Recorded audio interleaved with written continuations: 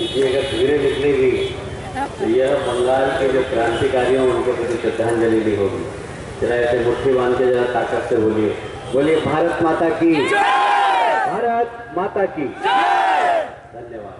मंच पर उपस्थित भारतीय जनता पार्टी के हमारे महामंत्री स्वयं प्रताप दा बहन देवश्री जी, हमारे मंत्री राजू जी, हमारी लोकेश जी, और मंच पर उपस्थित सभी पदाधिकारी, युवा मोर्चे के अध्यक्ष तुषार कांति जी, हमारे तिवारी जी, महिला मोर्चे के अध्यक्ष बहन रूपा जी, और सभी मंच पर उपस्थित हमारे नेतागण, यहाँ उपस्थित सभी कार्यकर्ता बंधुओं, नागरिक दोस्तों,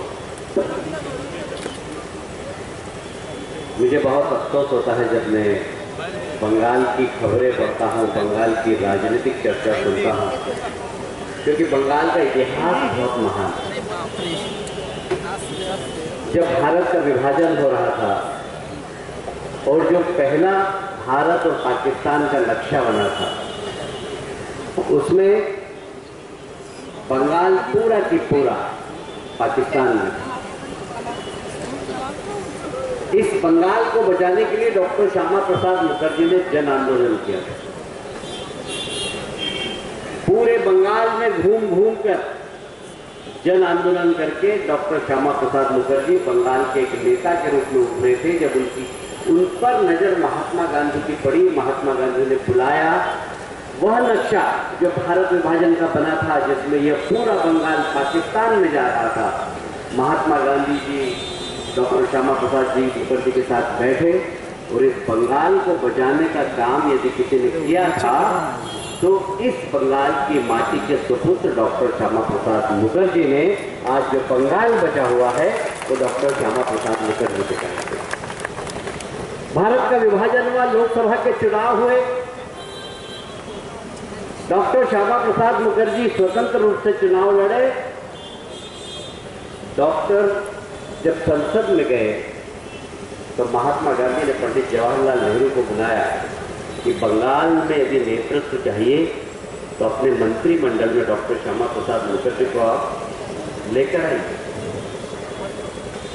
पंडित जवाहरलाल नेहरू के मंत्रिमंडल में सबसे पहले उद्योग मंत्री के रूप में डॉक्टर श्यामा प्रसाद मुखर्जी ने बंगाल का नेतृत्व किया।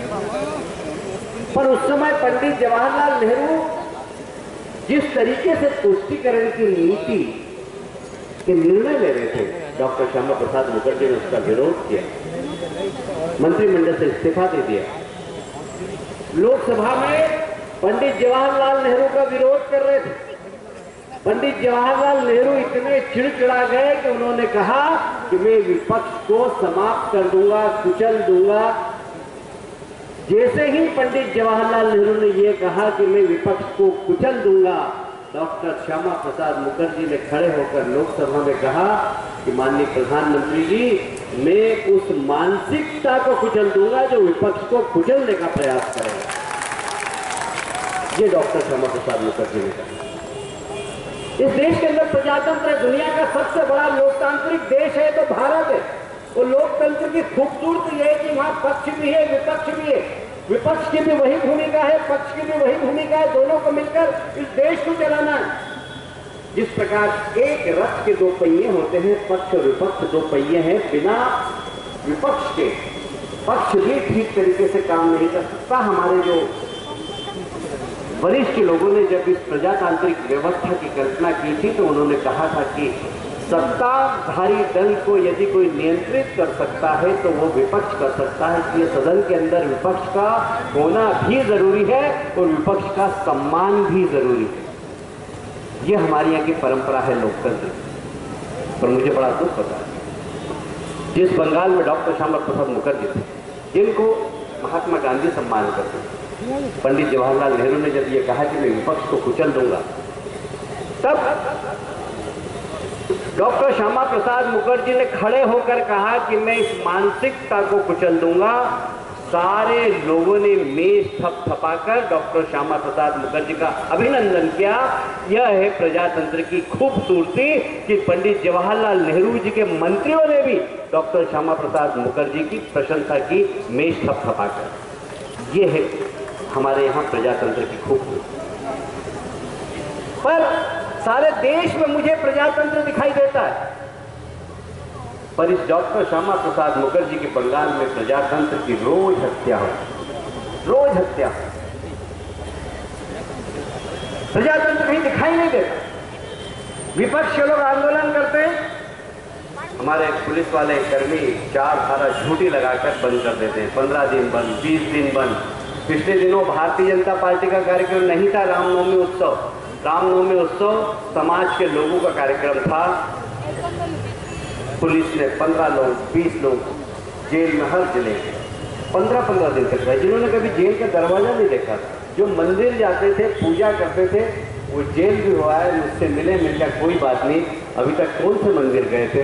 तो बोले हम माता जी के मंदिर में जाते हैं, हनुमान जी के मंदिर में जाते हैं। उनका जेल कृष्ण मंदिर है, भगवान कृष्ण का जन्म जेल में ही हुआ था। तो ये मान के चलो कि ममता दीदी आपको कृष्ण मंदिर में भेज रही, चिंता मत करो, बहुत अच्छा काम कर रही है, उससे भी उनको दुआ मिलेगी। तो कृष्ण मंदिर है, भगवान कृष्ण का जन्म भी वहीं हुआ था, इसलिए जेल हमारे लिए मंदिर है। हम विपक्ष में, हमें उसका डर नहीं है। आप समझोगे कि हमें हमारे कार्यकर्ताओं को आप जेल में भेज देंगे तो हम डर जाएंगे और राजनीति करना कम बंद कर देंगे। मैं साफ बताना चाहता हूं कि ये जो भारतीय जनता पार्टी है, ये 10 लोगों से प्रारंभ हुई थी, सिर्फ 10 लोगों से। आज दुनिया की सबसे बड़ी राजनीतिक दल है, 11 करोड़ सदस्य, और ये एक व्यक्ति की पार्टी नहीं है। ये किसी एक व्यक्ति की पार्टी है क्या? नहीं।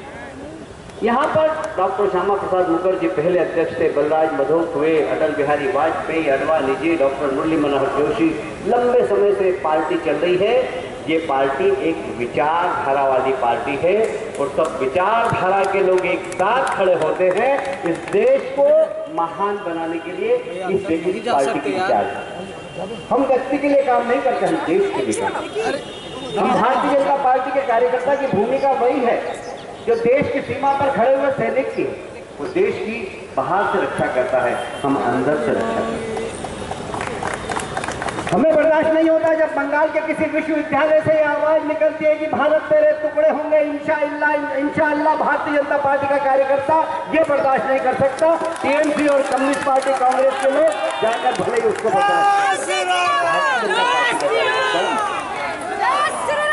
पर भारतीय जनता पार्टी का कार्यकर्ता इसको बर्दाश्त नहीं करता, क्योंकि हम देश के लिए राजनीति करते हैं, हम व्यक्ति के लिए राजनीति नहीं करते। हम देश को महान बनाने के लिए राजनीति कर रहे हैं, हम किसी व्यक्ति को महान बनाने के लिए काम नहीं करते। हमारे राष्ट्रीय अध्यक्ष आए थे, जब उन्होंने पूछा था कि कोई बता सकता है भारतीय जनता पार्टी का अगला राष्ट्रीय अध्यक्ष कौन होगा, कोई बता सकता है? उस सभागृह में कम से कम 4-5 हजार लोग थे, किसी ने बोला नहीं बता सकता। अच्छा, बोले कांग्रेस का कौन बनेगा राष्ट्रीय अध्यक्ष, बता सकते हो? उन्होंने फट से कह दिया, कौन बनेगा कांग्रेस का राष्ट्रीय अध्यक्ष? पप्पू बनेगा, सबको मालूम है। अच्छा चलिए, टीएमसी का राष्ट्रीय अध्यक्ष कौन बनेगा? सबको मालूम है कि अगर ममता जी के बाद कोई बनेगा तो कौन बनेगा, सबको मालूम है। तो भारतीय जनता पार्टी का किसी को मालूम है? नहीं। भारतीय जनता पार्टी दुनिया का सबसे बड़ा राजनीतिक दल है, पर किसी को नहीं मालूम कि अगला राष्ट्रीय अध्यक्ष कौन हो। इसलिए कि ये कार्यकर्ताओं की पार्टी, ये विचारधारा वाली पार्टी। हम प्रजातंत्र का सम्मान करते हैं। हम यहाँ पर भले विपक्ष में हो, बाकी आज देश के 60% राज्यों में हम सरकार में। पहले हम विपक्ष में थे, मैं लगातार 6 बार से विधायक, 2 बार विपक्ष में विधायक, 4 बार से सत्ता पक्ष का विधायक। हमने विपक्ष की राजनीति भी की है, कांग्रेस के जमाने में राजनीति की, और कांग्रेस के लोग हमारा सम्मान करते थे। मैं आज इस मंच से प्रशंसा करता हूं कि मध्य प्रदेश में कांग्रेस के लोग जब हम खड़े होते थे सदन में तो हमारी बात सुनते थे, और उसका यदि सरकार गलत हो तो कहते थे कि हाँ आपने सही कहा, हम इसमें सुधार करते। ये प्रजातंत्र है, ये लोकतंत्र की खूबसूरती है। पर आप विपक्ष को कुचल दो, विपक्ष कोई भी व्यक्ति आपके खिलाफ खड़ा हो, आप उसको ऊपर झूठा मुकदमा डाल दो, उनके घर बम फेंक दो, उनके घर में आग लगा दो, वो थाने पर जाए तो पुलिस वाले की हम रिपोर्ट नहीं लिख सकते। आप पुलिस वाले वहां पर कहते हैं हम रिपोर्ट नहीं ले सकते, हमको नौकरी करना है, हम आपकी रिपोर्ट लिख देंगे तो हमारी नौकरी चले जाए। भाई आप थानेदार हो, आपकी हमारे यहाँ लोकतंत्र के अंदर 3 स्तंभ है, कार्यपालिका, न्यायपालिका और विधायिका। विधायिका का काम है राजनीति करना, न्यायपालिका अपने स्वतंत्र रूप से काम करती है, और कार्यपालिका का काम है कि जो संविधान का नियम कानून है उसके अनुसार वो काम करे। पर यहाँ कानून संविधान का नहीं चलता है, यहाँ कानून किनका चलता है, किसका चलता है? ममता जी का और उनके आली बाबा 40 चोरों उनका राज है। वहां अगर मंत्री जी और विधायक जी फोन नहीं करेंगे तो थानेदार रिपोर्ट नहीं लिखता। ये पहला प्रदेश देखा मैंने कि रिपोर्ट भी नहीं लिखी जाती। जब नक्सलवाड़ी के हमारे राष्ट्रीय अध्यक्ष जिस परिवार में भोजन करने गए थे, उन लोगों का अपहरण हो गया, भारतीय जनता पार्टी के कार्यकर्ता वहाँ थाने पर गए, हमारे जिला अध्यक्ष, हमारे महामंत्री रात को 2 बजे तक बैठे रहे कि आप रिपोर्ट तो लिख लो, FIR तो दर्ज कर लो। बोले हम उनको ढूंढने जा रहे हैं, और पूरा थाना खाली, 2 सिपाहियों को छोड़कर सब लोग चले गए। कार्यकर्ता 2 बजे फिर उनका फोन गया दिलीप दा के पास, दिलीप दा ने कहा कि आप तो आ जाओ और ईमेल कर दो, उनको रिपोर्ट लिखा दो, FIR दर्ज करा दो। दूसरे दिन पता लगा कि वो TMC में चले गए, कोई फर्क नहीं पड़ता। बिल्कुल रूपा दीदी ने बिल्कुल सही कहा कि हम तो राजनीति के अंदर विपक्ष हमारा कितना भी हमारे खिलाफ बोले, विधानसभा में मैं 12 साल तक मंत्री रहा, मेरे खिलाफ जो लोग विधानसभा में बोलते थे मैं रात को उनको भोजन पर बुलाता था। क्या ये खूबसूरती है प्रजातंत्र। आप पूछिएगा, मैं लगातार 12 साल तक मंत्री रहा, जो मेरे खिलाफ विधानसभा में बोलते थे उनसे कहते थे कि आओ यार रात को भोजन करते, हम उनका सम्मान करते थे। भाई विपक्ष है तो प्रजातंत्र मजबूत होगा, विपक्ष नहीं रहेगा तो प्रजातंत्र समाप्त हो जाएगा। इसलिए विपक्ष का अपना एक प्रजातंत्र में महत्व है। और पश्चिमी बंगाल में विपक्ष को कुचलने की एक परंपरा कम्युनिस्ट के जमाने से चली आ रही है, ममता जी के जमाने में और ज्यादा हो गई। कम्युनिस्ट को नहीं कुचल रहे। आपकी जानकारी के लिए बता दूं, यहाँ प्रदेश भर के पत्रकार बने हुए, ममता जी की सरकार को बने हुए भी कितने महीने हुए हैं? कितना 1 साल हो गया। 1 साल में 20 TMC के कार्यकर्ता की हत्या हो गई। TMC के कार्यकर्ताओं ने, TMC के कार्यकर्ताओं ने TMC के 20 से ज्यादा कार्यकर्ताओं की हत्या कर दी। मैंने कारण पूछा, मैंने क्या कारण है? बोले कारण कुछ नहीं है, लूट के पैसों की बंदरबाट, लूट के पैसे, उससे झगड़े में एक दूसरे के ऊपर बम फेंक दिया। कहीं पर शराब माफिया है, कहीं पर रेत माफिया है, कहीं पर कोयला माफिया है, सब माफिया आपस में एक दूसरे, TMC के कार्यकर्ता हैं, एक दूसरे के ऊपर बम फेंक रहे हैं, मार रहे हैं एक दूसरे। 20 से ज्यादा हत्याएं हो गई TMC के कार्यकर्ताओं की। ममता जी आपको पता है कि नहीं पता है? ममता जी आप इस मध्य प्रदेश की, इस प्रदेश की महिला मुख्यमंत्री, मुझे कहते हुए बहुत अफसोस होता है कि जब सारे प्रदेशों का क्राइम का प्रतिशत देखा जाता है तो पश्चिमी बंगाल में सबसे ज्यादा महिलाओं के साथ छेड़छाड़ और बलात्कार की घटनाएं हैं, सबसे ज्यादा। ममता जी आपको शर्म महसूस नहीं होती? अरे ये महाकाली का नगरी है भाई, हम महाकाल उज्जैन से आते हैं और यहाँ महाकाली के दर्शन करते हैं। महाकाली के प्रदेश में यदि सबसे ज्यादा महिलाओं के साथ छेड़छाड़ और बलात्कार की घटनाएं होगी और उस प्रदेश का मुख्यमंत्री यदि महिला हो और उनको तो कोई चिंता ही नहीं। मैं आता हूँ वहाँ से, एयरपोर्ट से, बाहर एक बैनर लगा रहता, ऐसे करके एक फोटो लगा हुआ। मैं बोला भाई ये कौन है, ये कौन है? बोले ये मुख्यमंत्री। मतलब मुख्यमंत्री क्या कर रही है, ऐसे करके क्या कर रही है? बोले सर ये दुआ मांग रही है। भाई मैंने तो आज तक किसी मुख्यमंत्री को ऐसे दुआ मांगते नहीं देखा। हमारे यहाँ भी मुस्लिम समाज है, हम जाते हैं उनके साथ बैठते हैं, आते हैं, जाते हैं, और उनके साथ बैठ के ऐसे वोट के खाते ऊपर हाथ करके खड़े हुए, पता नहीं सिर पर कपड़ा बांध रखा है। उनके दीदी ये मुख्यमंत्री है, कमाल है यार। वोट का लालच आपको कितना गिराना है तो आप देखिएगा ना। ये तुष्टीकरण की राजनीति कहाँ ले जाएगी? ये तुष्टीकरण की राजनीति में ममता जी कुर्सी के लालच में आपने बंगाल की चिंता नहीं की, बंगाल के संस्कार की चिंता नहीं की, बंगाल की संस्कृति की चिंता नहीं की। बंगाल की पहचान है दुर्गा पूजा, सरस्वती पूजन, ये बंगाल की पहचान है।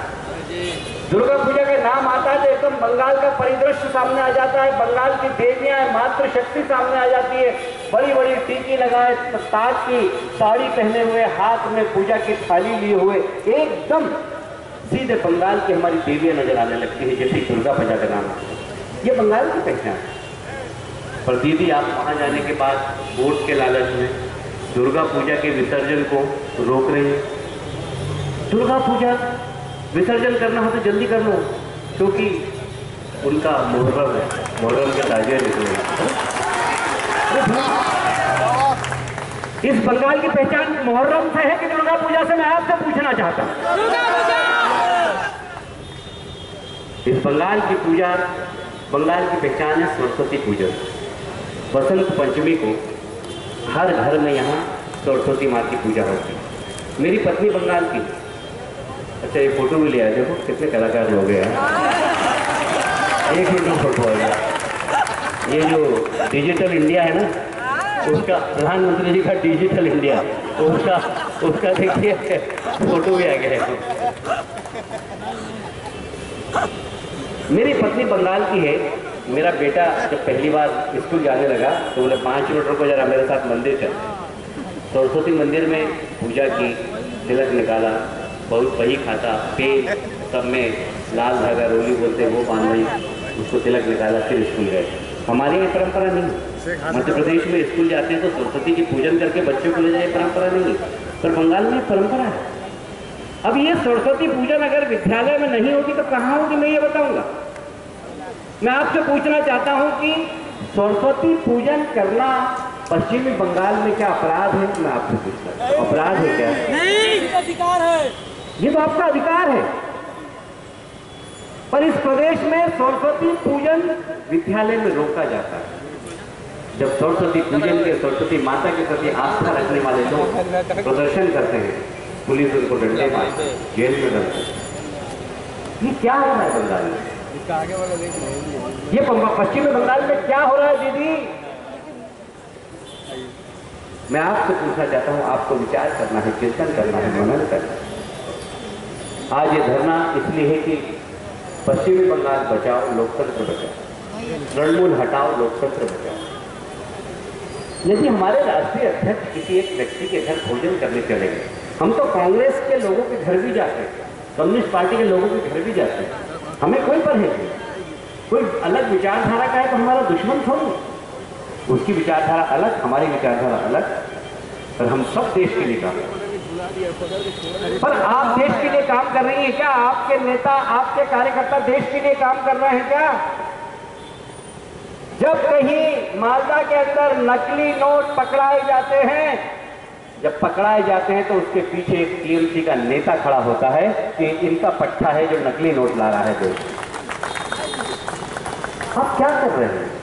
जरा सोचिए, विचारिए। ममता जी, कुर्सी देश से महत्वपूर्ण नहीं है।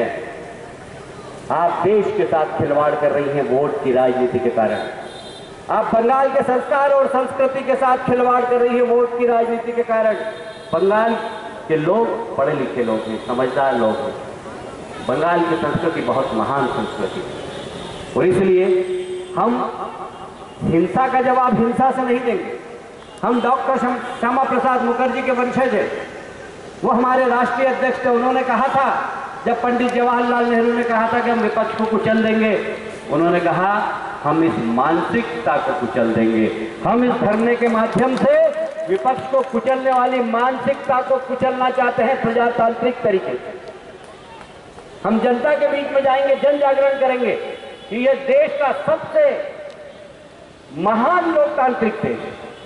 यदि यहाँ लोकतंत्र की हत्या यदि बंगाल में होगी तो हम चुप नहीं बैठेंगे।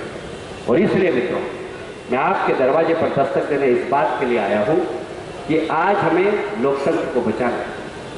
आज देश के प्रधानमंत्री नरेंद्र मोदी आज देश के नेता नहीं, दुनिया के नेता। आज सारी दुनिया उनके तरफ आशा भरी दृष्टि से देखे। आज वो कोई भी निर्णय लेते हैं तो दुनिया उसके ऊपर, दुनिया के बुद्धिजीवी, दुनिया के राजनीतिक दल उसके ऊपर विश्लेषण करते हैं। नोटबंदी की सारी दुनिया ने आश्चर्यचकित तरीके से देखा कि इतना बड़ा देश, वहाँ 1 सेकंड में नोटबंदी का निर्णय, और नोटबंदी का निर्णय लेने के बाद सरकार ने उस पर कार्रवाई भी कर दी। लोग आश्चर्यचकित तरीके से देख रहे थे। 1 महीने तक सारी दुनिया के लोग, बुद्धिजीवी लोग, अर्थशास्त्री लोग अध्ययन करते रहे इस देश का कि क्या होगा, भारत में क्या होगा, अर्थव्यवस्था कोलैप्स हो जाएगी क्या। जब दुनिया के सारे अर्थशास्त्रियों ने देश का अध्ययन किया, वर्ल्ड बैंक की एक रिपोर्ट आई कि नोटबंदी के बाद भारत की अर्थव्यवस्था और बढ़ेगी, उसकी ग्रोथ रेट बढ़ेगी, बाहर से इन्वेस्टमेंट आएगा, रोजगारों की संख्या बढ़ेगी। ये वर्ल्ड बैंक है, भारत का अध्ययन करने के बाद कहा। वर्ल्ड बैंक नोटबंदी की प्रशंसा कर रहा है कि देश की अर्थव्यवस्था ताकतवर होगी, पर इस प्रदेश के मुख्यमंत्री नोटबंदी का विरोध कर रही है। अब आप देखिए तो सही, दुनिया में प्रधानमंत्री जी के निर्णय की प्रशंसा हो रही है, पर इस प्रदेश की मुख्यमंत्री नोटबंदी का विरोध कर रही है। जरा आप फर्क तो बताइए कि नोटबंदी का विरोध क्यों कर रही है। हमें मालूम है क्या चिटफंड का बहुत घोटाला हुआ, लोगों के घर में बोरियों में नोट भरे हुए थे, जिनके बोरियों में नोट भरे हुए थे वो अब कृष्ण मंदिर जाने वाले हैं थोड़े दिनों के लिए। आप चिंता मत करो, सब जेल जाने वाले।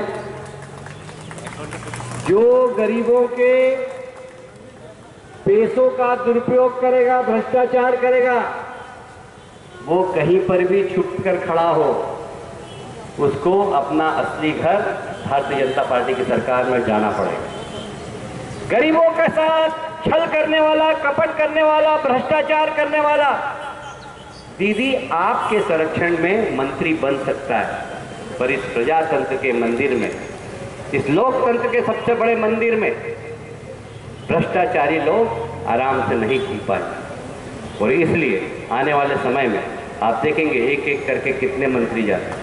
अभी मैं आ रहा था तो एक पत्रकार का फोन आया कि हमारे अगर एक आदमी को आपने बंद किया तो हम 1 लाख कार्यकर्ताओं को बंद करेंगे। करिए दीदी, हमारे कार्यकर्ता ईमानदार हैं, देश के लिए काम कर रहे हैं। आपके लोग जिनको सीबीआई बंद कर रही है वो भ्रष्टाचारी लोग हैं, उन्होंने गरीबों का खून चूसा। गरीबों का खून चूसने वाले व्यक्तियों को तो वहीं रहना चाहिए जहां उसका स्थान है। और इसलिए मित्रों, मैं अभी इंदौर था, इंदौर से दिल्ली आया, दिल्ली से अभी सीधा सभा के लिए आया है, यही संदेश देने के, ममता जी से निवेदन करने के लिए कि हम प्रजातंत्र की रक्षा करना चाहते हैं। हम हिंसा का जवाब हिंसा से नहीं देना चाहते। हम डॉक्टर श्यामा प्रसाद मुखर्जी के फॉलोअर। डॉक्टर श्यामा प्रसाद मुखर्जी ने कहा था कि हम उस मानसिकता को कुचलेंगे। हम भी जनता के बीच में जाकर हिंसा की जो मानसिकता पश्चिम बंगाल में चल रही है, विपक्षियों को दबाने की जो मानसिकता चल रही है, उस मानसिकता को कुचलने के लिए सिर्फ एक ही हथियार है, वो प्रजातंत्र का हथियार जो जनता के पास है। एक वोट के रूप में उस हथियार का आप उपयोग करेंगे, ये जो कुचलने वाली मानसिकता अपने आप समाप्त हो जाएगी। भारत माता की जय।